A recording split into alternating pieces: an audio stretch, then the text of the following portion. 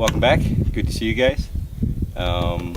Back-to-back videos. We shot one yesterday, and so therefore I had to change my shirt today. Nice. It sucks. On that topic, we're going to talk about boondocking a little bit. And Our first time? Yep. Last time we left off, we were in Thousand Trails, in Cottonwood outside of Sedona, and we spent a week and a half there. And then we went to some BLM land, which that's Bureau of Land Management, very common in the state of Arizona.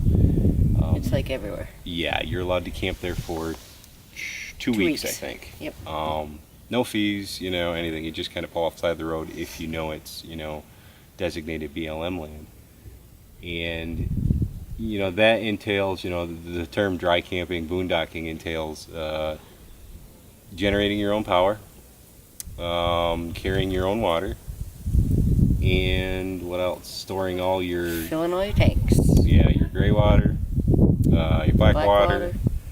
And actually ours has 3 holding tanks, storage tanks. One for the galley sink, one for the bathroom sinks, shower, and then one for the toilet, which is your black water. So going into it, obviously we had to find a spot. There's a little video on that. That was your job. Yeah, you picked us a good spot. Okay, so we're leaving the Verde Valley Thousand Trails RV Resort, and we're looking for a spot to go boondocking. Now, not too far up the road here, off the Thousand Trails Road, there's a spot where it's BLM land. You can boondock, and we're gonna go check it out before we're hooked up with the trailer to see kind of spot we can find. You can see there's a few people camping up here already. We're just looking for a spot that I think I can get up here and park. The view is just incredible up here. You can see the roads are a little rough up here. I came up here the other day after we had some rare rain, and it was an absolute mud hole. There were guys getting stuck and everything, so looks like it dried out pretty good. So there's somebody not too far away, but I don't know if I got room to swing my trailer in here or not. I don't think so.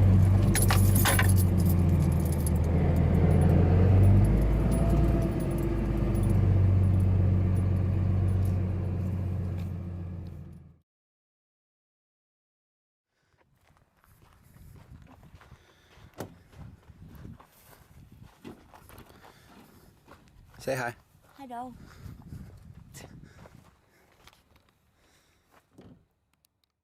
Then, once you get the camper set up, my whole thought was, okay, we just, won't shower for a week, or we'll take little quick 2-second showers, and we'll just coast through this. We got the generator, we'll provide our own power, we'll be good to go. After like 4 days, I think, we almost filled our tanks.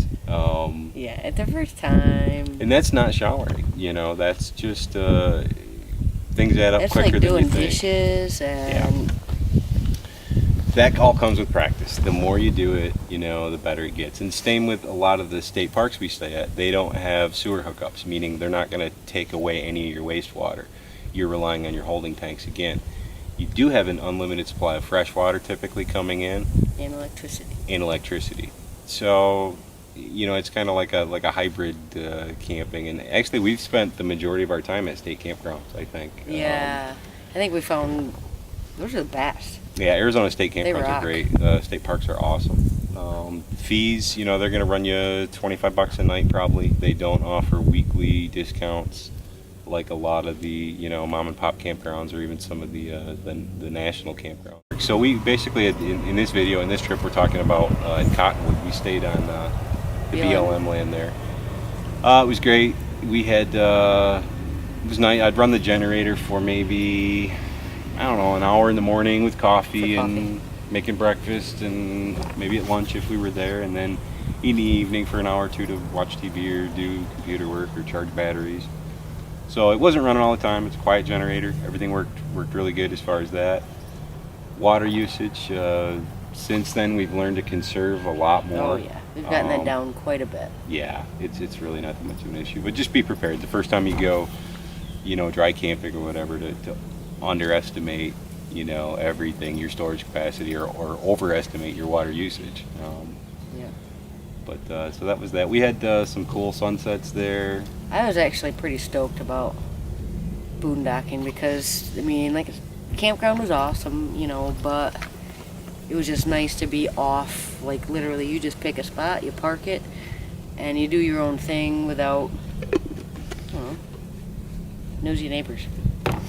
What are you, antisocial? If you will, no, but it's just kind of cool. I mean, Yeah, absolutely. it's You just know, a little bit more relaxing, you know. and we haven't done any extreme boondocking. There's a lot of people in a lot of areas that literally you'll go off and you'll be the only thing for 25 miles or something. I mean, we've kind of boondocked in little cluster areas where there might be 10, 15 there's just a handful of other people. campers, you know. But yeah, it's definitely a cool part of it, you know, for sure. But everybody respects everybody for the most part, gives each other their own space. So it was a really, really cool area to, you know, just kind of get out of the campground environment and hang out. And like I said, we had some great sunrises and sunsets there. This is when dinner is interrupted by a crazy sunset.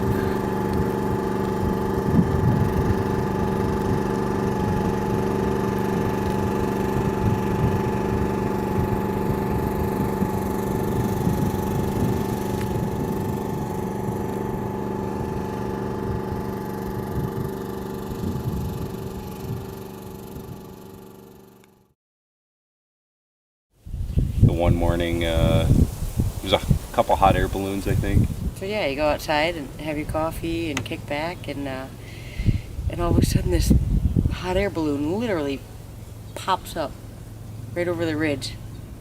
Yeah, it was kind of cool just to sit and watch that. There's something, I don't know, kind of graceful about them. They just kind of float around, almost like watching a sailboat, or you know, Oh yeah, exactly. kind of neat. So after, you know, hanging out there 3 or 4 days, then we decided to do a backpacking trip, and we haven't done any backpacking since the summer, since August. We went to the Black Hills. Yeah. So we only planned a 3-day, 2-night one, kind of short one.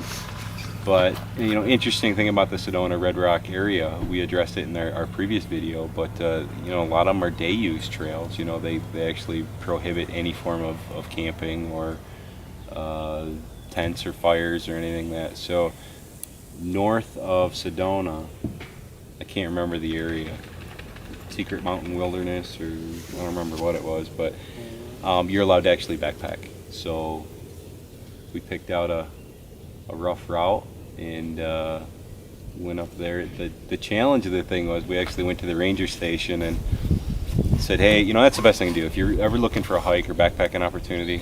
Find a ranger station. Blow into an area, find the ranger station, and just ask them. You know, they know the area. A lot of them are hikers themselves. So he was suggesting a couple of hikes that you couldn't camp, you couldn't backpack, and I said, well, what about this loop and going up into here? And he said, well, no. He said, do you have an off-wheel drive? Do you have a modified Jeep or anything? I said, no. And he's like, well, you know, we're not going to tow you out of there. Vehicles break down all the time. You can get there, but it's a, you know, 5-mile Jeep road that gets back in there. And You need a high clearance vehicle. Yeah, high clearance modified vehicle. And, you know, we didn't feel like adding an extra 10 miles onto our trip just walking on a Jeep road. So we took the Dodge and we crept our way out there. Yes, Yeah, we did. it's pretty interesting to get out there. You know, we're a mile or two into it, creeping along, and you know, watching the clearance of the vehicle, making sure we don't rip the differential out or the transfer case. And the only thing you see are these little Odysseys or 4-wheelers that they rent in town, little off-road buggies, and they're all looking at us like we're crazy. Which we were. Yeah, exactly. I thought we'd see other Jeeps out there at least, but no, it was just 4-wheelers and stuff. Yeah. I mean, there were times, we have some video, but I mean, there was like literally an inch of clearance. I mean, that was it. I was pretty freaked. Dodge made it fine. So where are we going today? Yeah, I'm not quite sure where we're going. We are in Sedona and we are driving out to the trailhead on a Jeep trail. Not recommended for Passenger vehicles, but we have confidence that the Dodge can make it.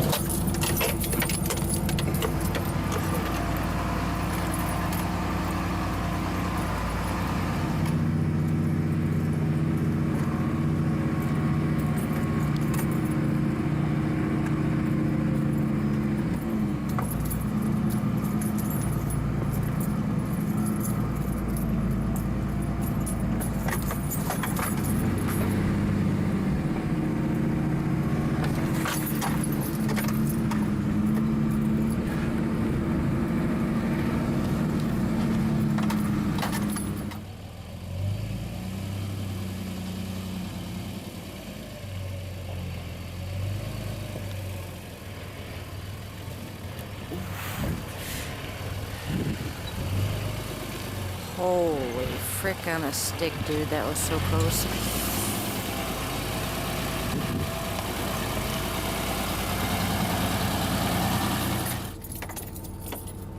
It's a little rocky.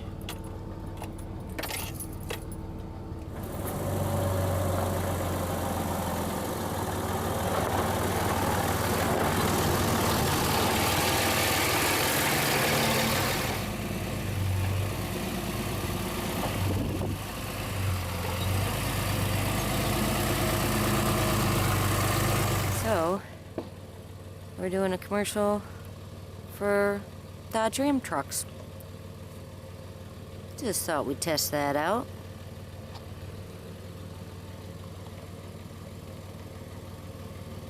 See how well built they are.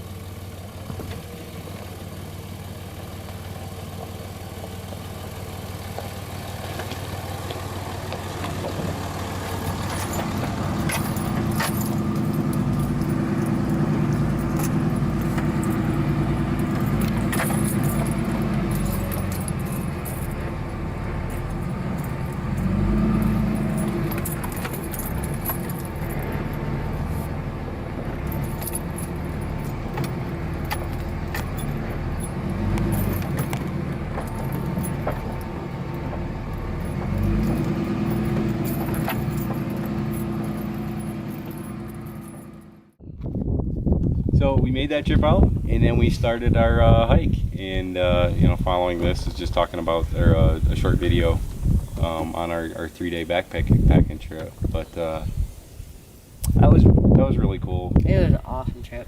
You know, and the reason we backpack is to get out. We do a lot of day hiking, so you're gonna hike that, you know, 4 or 5 miles out, and then turn around and come back, unless you can find a complete loop. Which I don't think there's any loops in Arizona. there's not a lot of loops in the Sedona area. I mean, we did a few. We found a few. But by backpacking, you get out that 4 or 5 miles, and now suddenly you're at the end of where everybody else goes almost. Now you're just setting up camp, you know. So from then on, it's all bonus. A lot of people don't get to experience that or come out. People aren't walking by you. You're getting sunrises, sunsets. That backpacking trip was really nice because you start out kind of in the Red Rock Sonoran Valley, you know, and a couple miles out we went up Secret Canyon, and now suddenly, you know, a little ways into that, you're into these huge trees and, you know, leaves and green grass, and It was almost like back home. yeah, really. You I mean, know, it felt really damp, unlike you know, the desert area. It's just a weird feel for Arizona, you know. And you got, basically, you're hiking up this canyon. On each side, you've got just these, you know, rock walls. It was quite a ways apart. It was enough Yeah, to it make was. its whole own little valley there, but it was really neat. The sun set really early because we were in that valley, and the temperatures actually dropped down into the 30s that night. And which, you know, we've camped a lot colder, We were but good to go. the next day, you know, I had a thermometer in my bag, and it was like 33 when we got up. Within an hour or two, We were back to 73 degrees hiking up the one side of a canyon. We were dying. And it was steep too, and then we dropped down into another canyon at the middle of the day, 2 o'clock in the afternoon, and now it drops back down into the 50s. So I mean, it's really extreme. I mean, just what the sunlight does when you're in some of these canyons, and it was pretty cool. But yeah, we found a really cool campsite the next day too. We actually had a fire that night. Oh yeah, we did have a fire. 'Cause that was like Bear Canyon, wasn't it? Yes. Bear Canyon Trail. Yep, sitting around a fire at 4 o'clock in the afternoon. But it was a great hike, good trip, and It was a good first trip, yeah, it was short, it was good. but it was nice to get out. Yeah, it was big time. So that's it as far as our short, boondocking description and trip, and a quick description of our hike. So goodbye. Thanks, guys. Yeah. Yeah. You know how important that is. That's the whole meaning of life, isn't it? Trying to find a place for your stuff. That's all your house is. Your house is just a place for your stuff. If you didn't have so much goddamn stuff, you wouldn't need a house. You could just walk around all the time. That's all your house is. It's a pile of stuff with a cover on it. You see that when you take off in an airplane?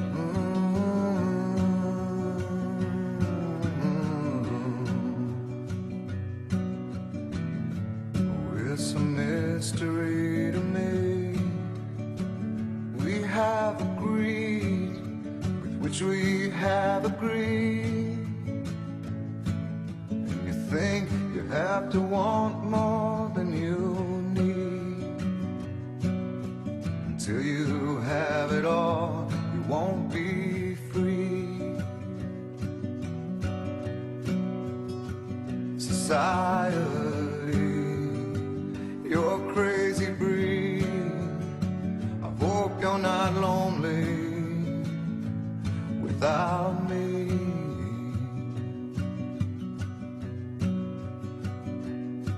When you want more than you have, you think you need. And when you think more than you want, your thoughts begin to bleed. I think I need to find a bigger place. 'Cause when you have more than you think, you need more space. Society, you're a crazy breed. I hope you're not lonely without me. How's it do? Come on, Slickery.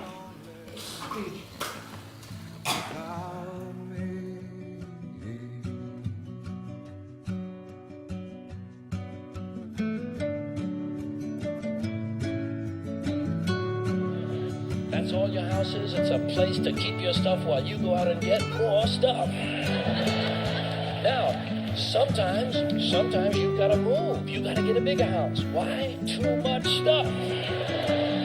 You've got to move all your stuff. And maybe put some of your stuff in storage. Imagine that. There's a whole industry based on keeping an eye on your stuff.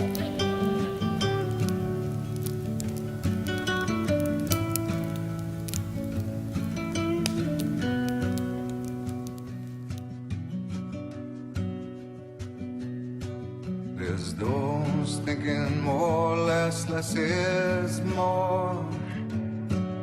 But if less is more, how you keeping score?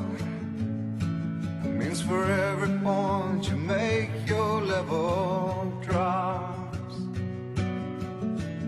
Kinda like you're starting from the top. You can't do that. Society, you're a crazy breed.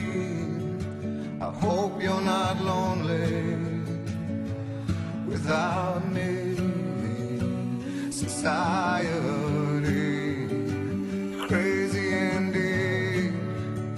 I hope you're not lonely without me. Society, have mercy on me.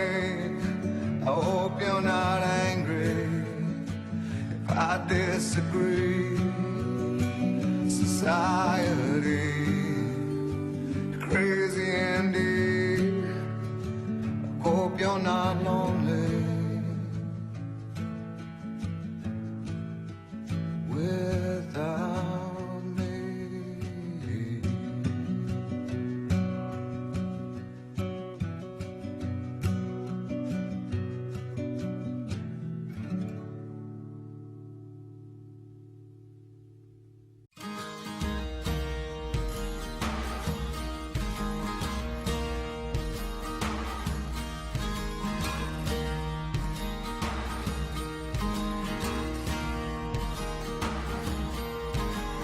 When I walk beside her, I am the better man. When I look to leave her, I always stagger back again. Once I built an ivory tower so I could worship from above. When I climbed down to be set free, she took me in again. There's a big heart, son, beating on the big people in the big hard world. When she comes to greet me, she is mercy at my feet. Yeah, when I see her pin her charm, she just throws it back at me. Once I dug an early grave to find a better land. She just smiled and laughed at me and took her blues back again. There's a big heart, son, beating on the big people in the big hard world. Oh, there's a big heart, son, beating on the big people in the big hard world.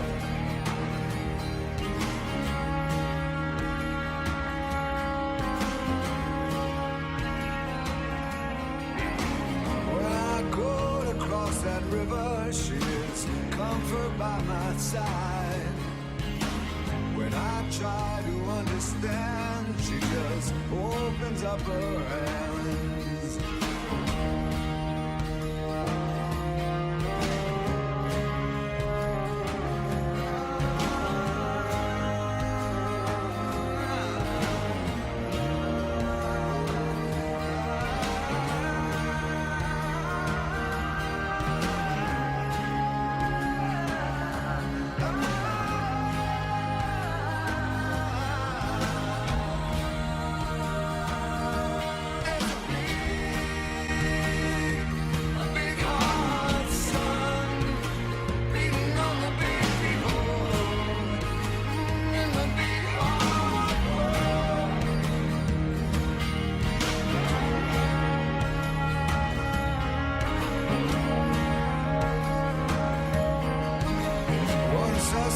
To lose her when I saw what I had done, bound down and threw away the hours of her garden and her son.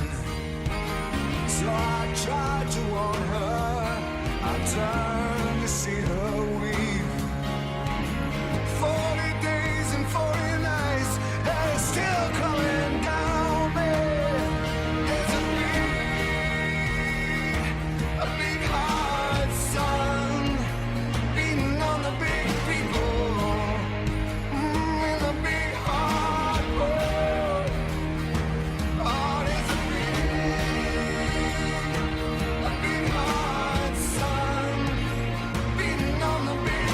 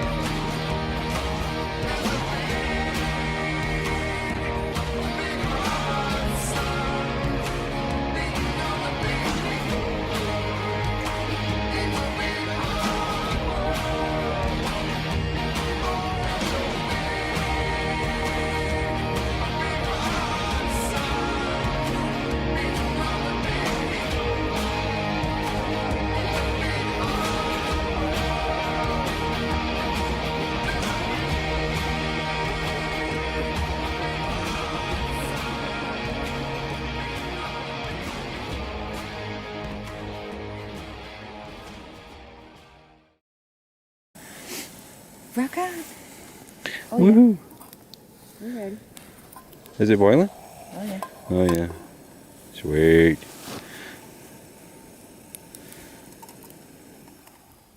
Say cheeseburger. Cheeseburger. Why are you singing everything? Because I'm happy I'm eating apple crisp. Okay, bye.